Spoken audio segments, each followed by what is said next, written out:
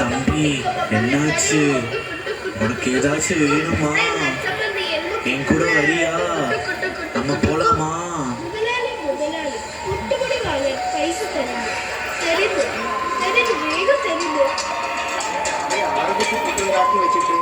തീർന്നു പോയോ? രണ്ടു കുട്ടി ഞാൻ തിന്നു. പിന്നെ ആരെങ്കിലും വരുന്നതിന് മുമ്പ് 6 കുട്ടിപ്പുട്ട് ഉണ്ടാക്കി വെച്ചിട്ട് വേണം ബാക്കി 4 കൂടി തിന്നാൻ. തരുന്ന പൈസ തരുന്നത് എനിക്ക് ഭക്ഷണം കഴിച്ചിട്ട് ഗുളിക കുടിക്കാനുള്ളതാണ്. ഗുളിക? വിശപ്പിന്റെ ഗുളിക. എടാ നിനക്ക് വിശപ്പിന്റെ ഗുളികയോ? അല്ല മോനെ, തെരിയും എന്ന് പറഞ്ഞ എങ്ങനെയാ? ഈ പീടികയിൽ എന്തേലും കച്ചവടം നടക്കണ്ടേ? ഇത് കണ്ടില്ലേ, ഈ ഓരോരുത്തരും വന്നിട്ട് ഇതാ സഹദേവൻ പറ്റ്, രാഘവൻ പറ്റ്, രാമൻ പറ്റ്, മറ്റവൻ പറ്റ്, പറ്റ് പറ്റ് പറ്റ്. ഇതല്ലാണ്ട് ഇവിടെ എന്തേലും ഉണ്ടോ? അതിന്റെ അതെന്തിനാ? എന്നാ പിന്നെ പറ്റിച്ചെന്നായില്ലേ? അല്ല ഞാൻ ചോദിക്കട്ടെ, ഞാനില്ലാത്ത സമയത്ത് എന്നോടല്ലേ കണക്കെഴുതാൻ പറഞ്ഞത്? ഈ കണ്ടോരൊക്കെ വന്നു പോയത് എന്തിനാ ഇവിടെ എഴുതി വെച്ചിരിക്കണത്? ഞാനൊന്നും എഴുതിയില്ല. ഇതെന്താ ഈ ആമിന വന്നൊരു പോക്കോ?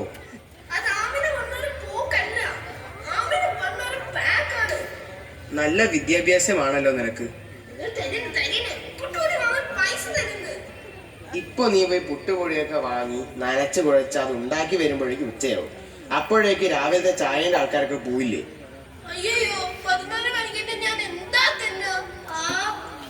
അത് ശരി, അത് നിനക്ക് വേണ്ടിയായിരുന്നോ?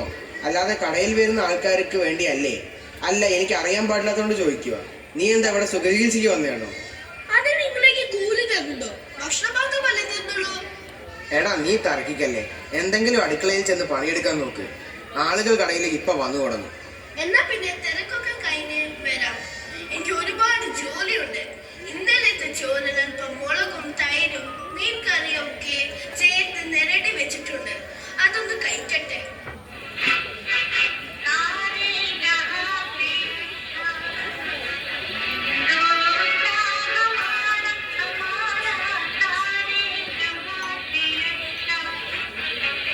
അല്ല പുരുഷേട്ടാ, എന്തൊക്കെയാണ് വിശേഷം? എപ്പോഴാ വന്നേ? ഞാൻ വിഷുവിന്റെ ലീവിന് വന്നതാ. എന്ത്, പട്ടാളക്കാർക്ക് വിഷുവിന്റെ ലീവോ? പട്ടാളക്കാർക്ക് വിഷുവിന്റെ ലീവില്ല, പക്ഷെ എനിക്ക് ലീവ് എടുക്കാലോ. അതെന്താ അങ്ങനെ? അത് കുൽക്കർണിജി പറഞ്ഞതാ. അതാരാ? ഹരിചന്ദ്ര കുൽക്കർണി, ഇന്ത്യൻ കരസേന മേധാവിയാണ്. ആള് പറഞ്ഞതാ, പുരുഷു വന്നോട്ടെ പൊക്കോട്ടെ, വേണ്ട അത്ര ലീവ് എടുത്തോട്ടെ, ചോദിക്കണ പൈസ കൊടുത്തോളൂ. അത് ശരി, നിങ്ങൾ തമ്മിലൊക്കെ അങ്ങനെയാ? ഇന്ത്യയും പാകിസ്ഥാനും തമ്മിൽ യുദ്ധം തുടങ്ങിയത് മുതലുള്ള ബന്ധം അത് ഇപ്പോഴും ഉണ്ടല്ലോ. ഞങ്ങൾ തമ്മിൽ വാടാ പോടാ ബന്ധമല്ലേ ഉള്ളത്. അല്ല, വിഷുവൊക്കെ നിങ്ങൾ അടിച്ചു പൊളിച്ച് ആഘോഷിച്ചു. വിഷു ഒക്കെ ബോംബ് പൊട്ടിച്ചാ ഞങ്ങൾ ആഘോഷിച്ചത്. നിങ്ങളെ പോലെ ഇവിടെ ഈർക്കിളി പടക്കം പൊട്ടിച്ചല്ല ആഘോഷിച്ചത്. ആ, അത് ശരി. ഞാൻ ഇപ്രാവശ്യം വരുമ്പോൾ കുറച്ച് ബോംബ് കൊണ്ടാ വന്നത്. അതിന് നിങ്ങൾക്ക് ബോംബ് എന്താണെന്നറിയും? നിങ്ങളും ഇവിടെ തന്നെയല്ലേ ജനിച്ചത്? അതെന്റെ ഒരു തോൽവിയായി പോയി.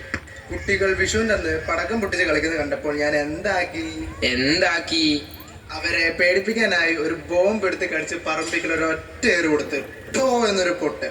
ഒരു 5 മിനിറ്റ് കഴിഞ്ഞപ്പോൾ എന്റെ കോയ പറമ്പിലേക്ക് നോക്കിയപ്പോൾ പറമ്പ് മൊത്തം കൂണ് മുളച്ച് പൊന്തിയിരിക്കുന്നു. ബോംബ് പൊട്ടി ഒച്ച കേട്ട് ഈ കൂണ് വിചാരിച്ചു ഇടി വെട്ടിയതാന്ന്. അല്ല, എന്നിട്ട് എന്ത് ചെയ്തു? ആ കൂണ് കറി വെച്ച് ഉച്ചയ്ക്ക് ഉഷാറായിട്ടൊരു ഊണ് കഴിച്ചു. അത് ഉഷാറായി.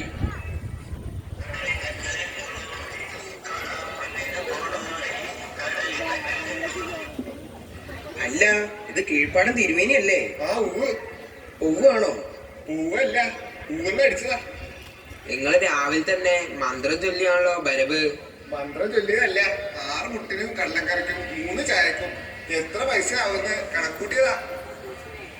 തിരുമേനിക്ക് നല്ല ഉറക്ക ക്ഷീണം ഉണ്ടല്ലോ. ഇന്നലെ നൈറ്റ് ഡ്യൂട്ടി ഉണ്ടായിരുന്നു. ഏത് ബാങ്കിന്റെ മുന്നിലാ? സെക്യൂരിറ്റി പണിയല്ല, ഇന്നലെ കല്ലിയക്കാട്ട് ഭയങ്കര എക്സിശല്യം. എന്ത്, എലിശല്യോ? എലിശല്യം അല്ല, എക്സിശല്യം. എന്നിട്ട് ഞാൻ എക്സിയെ പിടിച്ച് പനയിൽ അങ്ങ് തളച്ചു. പനയിൽ തിളയ്ക്കാൻ എക്സിക്ക് എന്താ മതപ്പാടുണ്ടോ? മതപ്പാടുണ്ടായിരുന്നില്ല, പക്ഷെ എനിക്ക് വലിയ കഷ്ടപ്പാടായിരുന്നു. കഷ്ടപ്പാടാവും, വേറെ വല്ല പണിക്കും പോണം. പറ്റത്തില്ല, കുലദൈവങ്ങൾ കോപിക്കും. ഓന്റെ ഒരു കലദൈവങ്ങള് കോപിക്കൂത്ര. ഓൻ ഓസിക്ക് ഷാപ്പടിക്കാൻ വന്നേക്കോ. ആ കോഴിക്ക, നിങ്ങൾ എത്ര ദിവസത്തിന്റെ ലീവിനാ വന്നിരിക്കുന്നത്? നമ്മള് ഷാർജ ഷെയ്ഖിന്റെ വിശ്വസ്തനല്ലേ, അതുകൊണ്ട് നാട്ടിൽ താമസിച്ച് പൂതിയെല്ലാം തീർത്ത് വന്നാ മതി എന്നാ പറഞ്ഞിരിക്കണേ. ആ അത് ശരി. അപ്പൊ നിങ്ങളും ഷാർജ ഷെയ്ഖായിട്ട് വാടാ പോടാ ബന്ധാ? ഞങ്ങൾ പണ്ടേയുള്ള ബന്ധാ.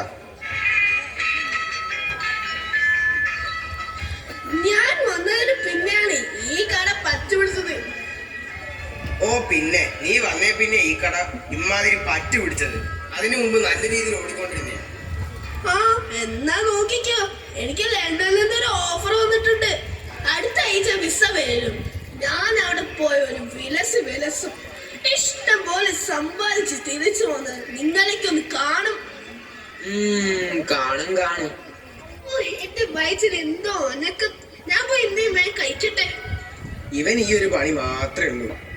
അല്ല, നമ്മുടെ അമ്പലത്തിലെ ഉത്സവം എന്നാ? ആ അത് ശരി, മത്തായി ചേട്ടനത് ഓർമ്മയില്ലേ? ഈ വരുന്ന 15-ാം തീയതി അല്ലേ ഉത്സവം? അത് കഴിഞ്ഞിട്ട് പോവാനാ ലീവ് എടുത്തേ. നമുക്ക് ഉത്സവത്തിനെ കുറിച്ച് ആലോചിക്കുമ്പോഴേ നെഞ്ചിൽ തീയാണ്. പാവം കുമാരേട്ടൻ, പണ്ട് ഇതേപോലെ ഒരു ദിവസമല്ലേ ഓന്റെ കൂടപ്പിറപ്പിനെ കാണാതായത്.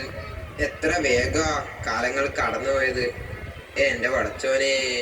അവനെ യക്ഷി പിടിച്ചുകൊണ്ട് പോയതാന്നാ എല്ലാരും പറയണേ.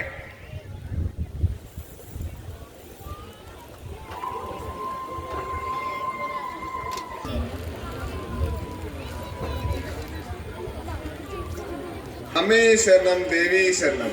ഭക്തജനങ്ങളുടെ പ്രത്യേക ശ്രദ്ധയ്ക്ക് സ്വർണ്ണാഭരണങ്ങൾ, വിലപിടിപ്പുള്ള വസ്തുക്കൾ, കുട്ടികൾ എന്നിവ നഷ്ടപ്പെടാതെ സൂക്ഷിക്കുക. എഴുന്നള്ളിപ്പ് അല്പസമയത്തിനകം. മുത്തശ്ശി ആ കാർ മേടിച്ചു തരുമോ? എനിക്ക് കാറ് വേണ്ട മുത്തശ്ശി, എനിക്ക് ലോറി മതി. മുത്തശ്ശി എനിക്ക് വളം മേടിച്ചു തരുമോ? എന്താ ഞങ്ങള് പറയുന്നതൊന്നും കേൾക്കാത്തത്? എന്റെ കുട്ടി അവൻ പോയിട്ട് എത്ര കാലമായി. എവിടെയാണോ ആവും. കണ്ണടയുന്നതിന് മുമ്പ് ഒന്ന് കണ്ടാ മതിയായിരുന്നു. എന്റെ ഈശ്വര, എന്റെ കുട്ടിക്ക് ഒരാപത്തും വരുത്തരുതേ.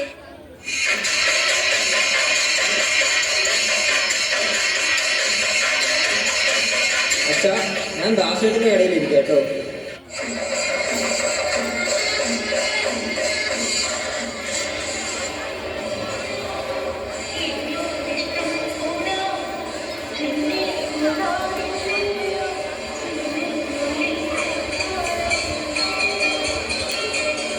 എന്റെ അമ്മ എന്നും കേൾക്കാറുള്ള പാട്ടാണല്ലോ.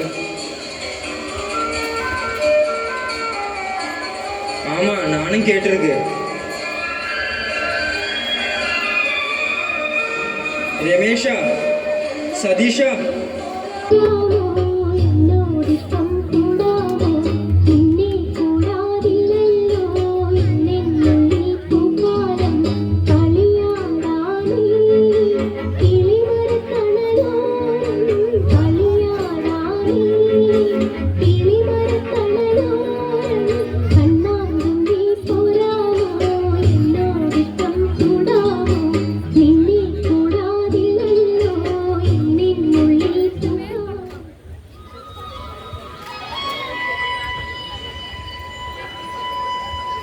മണ്ണിന്റെ മണത്തിൽ കൈകോർക്കുന്ന ഹൃദയങ്ങൾ, അതാണ് ഗ്രാമം. പിരിഞ്ഞ മനസ്സുകൾ ഗ്രാമത്തെ ദുർബലമാക്കിയാൽ പോലും വീണ്ടും കൂടിച്ചേർന്ന ഹൃദയങ്ങൾ സന്തോഷത്തിന്റെ നിമിഷങ്ങളാണ് കാഴ്ചവെക്കുന്നത്. കൂട്ടായ്മയുള്ള ഗ്രാമം ഏത് വെല്ലുവിളികളെയും അതിജീവിക്കും.